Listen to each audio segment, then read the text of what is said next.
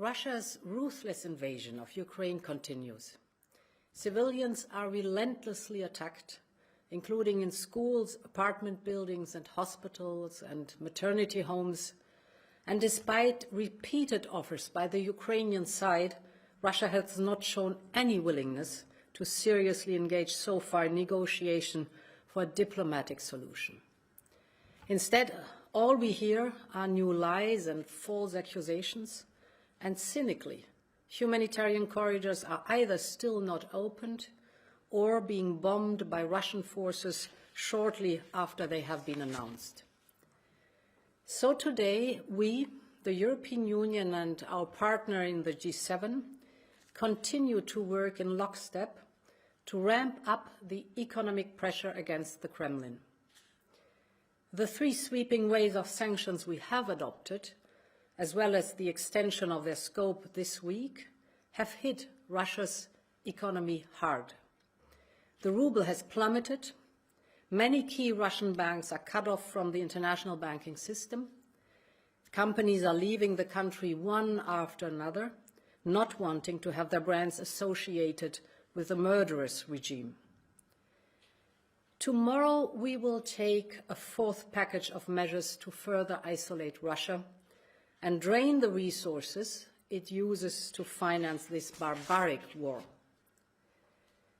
First, this package contains that we will deny Russia the status of most favored nation in our markets. This will revoke important benefits that Russia enjoys as a WTO member. Russian companies will no longer receive privileged treatment in our economies. We will also work to suspend Russia's membership rights in leading multilateral financial institutions, including the International Monetary Fund and the World Bank.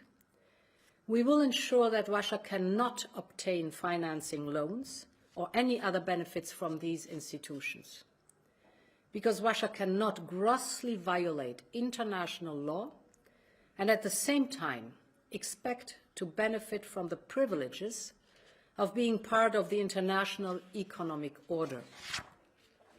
Second, we will continue pressuring Russia's elite close to Putin, as well as their families and their enablers. And this is why G7 finance, justice and home affairs ministers will meet next week to coordinate the task force we set up targeting Putin's cronies. Third, we're making sure that Russian state and its elite cannot use crypto assets to circumvent the sanctions. We will stop the group close to Putin and the architects of the war from using these assets to grow and transfer their wealth. Fourth, we will ban the export of any EU luxury goods from our countries to Russia as a direct blow to the Russian elite.